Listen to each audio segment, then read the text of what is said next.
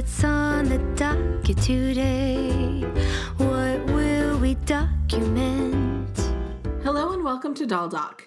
Today we are continuing our Freaky February series, which has bled into March. Oops.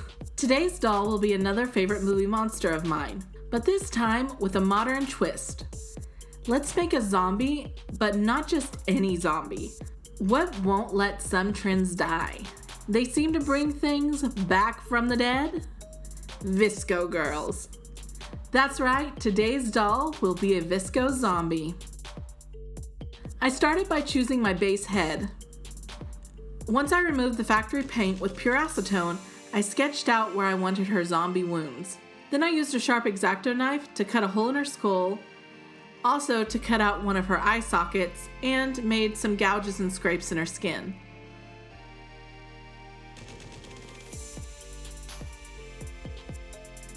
To make a wound texture, I used hot glue, and as it cooled, swirled in some more texture with a silicone sculpting tool. Now for some fake blood. I went to my trusty red alcohol ink and placed it on the parts of the head and the face I made wounds. A cotton swab can be used to spread the ink around, or you can just let it pool and dry on its own. In a few places I did that, and the deeper spots tend to darken, giving the sculpt some depth. Time to make some flesh. For this you will need liquid latex and a powder or flour. I didn't have my favorite flour, so I used baking soda. Once it's to a thick icing consistency, it's ready to be applied to our zombie's head.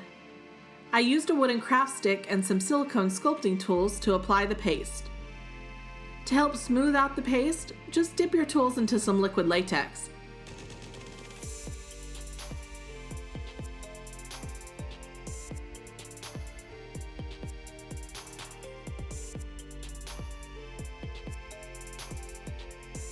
For the body base, I used one I had previously tested out alcohol paint and ink on, way back when I first started using it on dolls.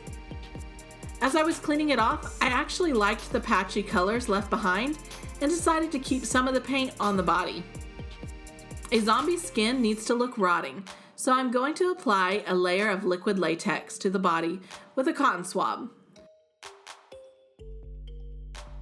Once dry, I took my X-Acto blade and scraped at the skin, pulling it and letting it stick to itself to create a rotten look.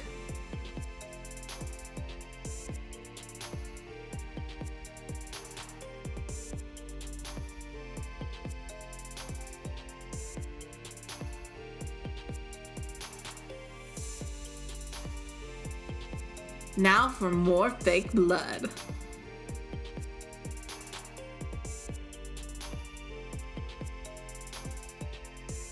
I like how the alcohol ink seeped under the latex in some spots. This was a happy accident.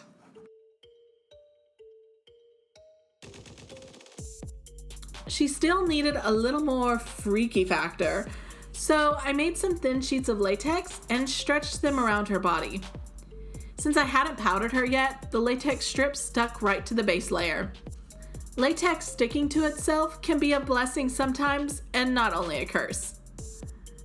I also applied these latex techniques to her head as well.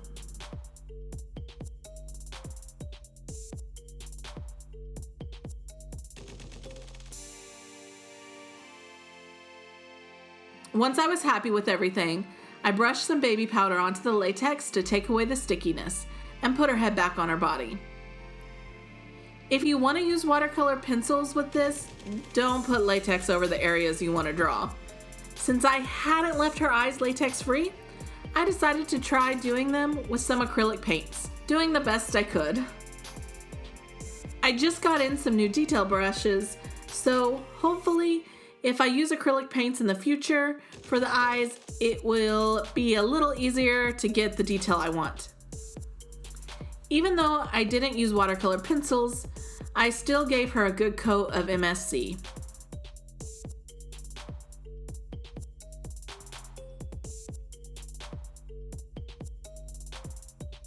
Remember the eye socket I cut out earlier?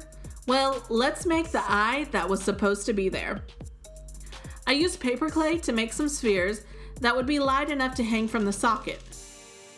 I then painted one to look like her other eye.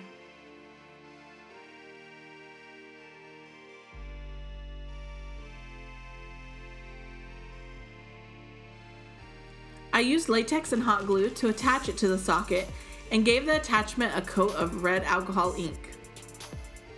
For her hair, I made some black yarn wefts. I won't be needing many because I don't want to make her hair look too thick. I also laid the wefts down in directions that would show the wounds on her zombie skull.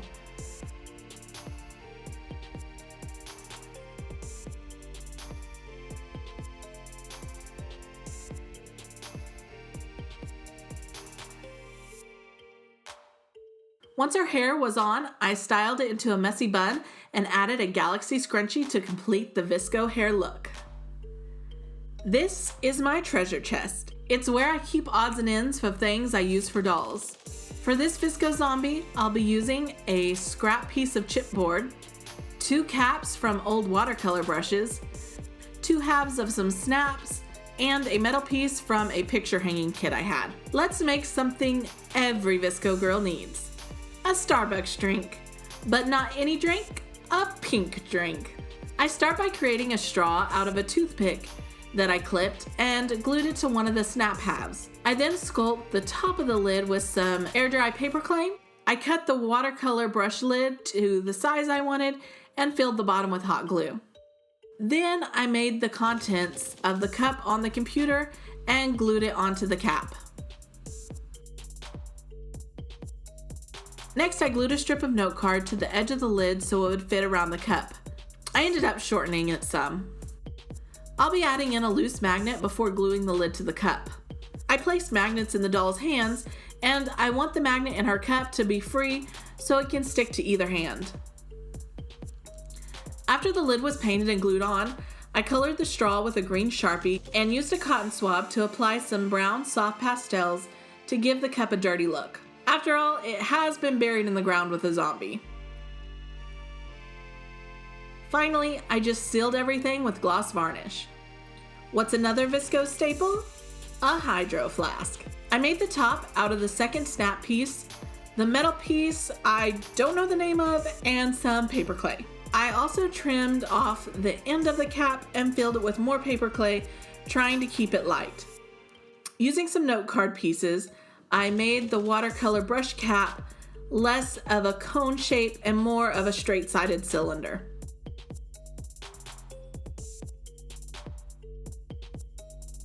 I'll be placing a loose magnet in here too.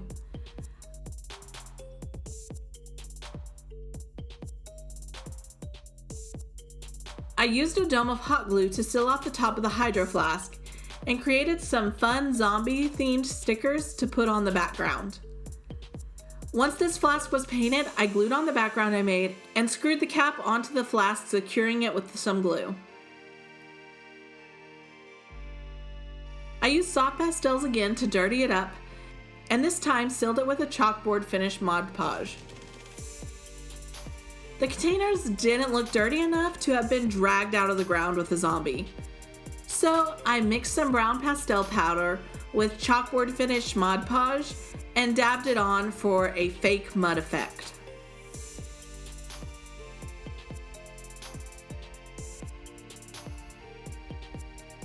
This VSCO Zombie needs a VSCO app, and for that, she needs her smartphone. I traced out the shape on the scrap chipboard and cut 2 pieces. Once they were glued together and dried, I sanded the edges of the corner with my Dremel tool. Next, I made a hole to place the magnet in. I started the hole with my hand drill, then finished it with an X-Acto blade. I tore off the outer layers of another piece of chipboard and glued it to one side of the phone, placed in the magnet, and glued another layer down to seal the hole. Once trimmed, I began sketching cracks onto her screen. This screen, sadly, didn't survive her clawing her way out of the earth. I added some gloss varnish, but didn't like how the cracks looked once the varnish dried, So I went with a printed version of the screen and glued it to the phone before sealing it all up with gloss varnish. On to this VSCO Zombie's favorite outfit. Let's start by making her some shorts. I'll be making a pattern from an old pair of Monster High pajamas. I used a black knit fabric and for the drawstring stitched in some elastic, tying the ends off with beads. I created an oversized t-shirt and remembered as I was going through my reference photos, I had seen a lot of Save the Turtle shirts. So why not do a play off that with a freaky twist? Let's create a Save the Turtle shirt with a zombie turtle that has a brain for the shell. I painted on the design with acrylic paints and used a liner pen to outline it and add the lettering.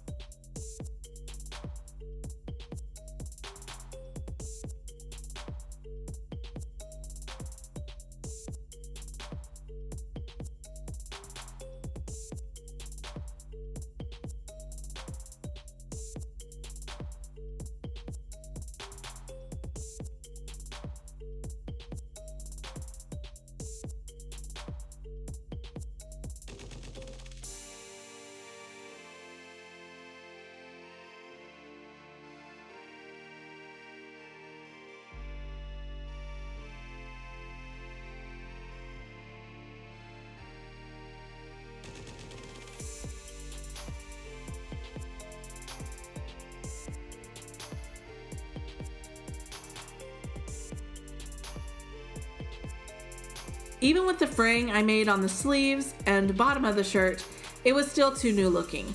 So I broke out the pastels again. I also used my pinking scissors to add a few more rips.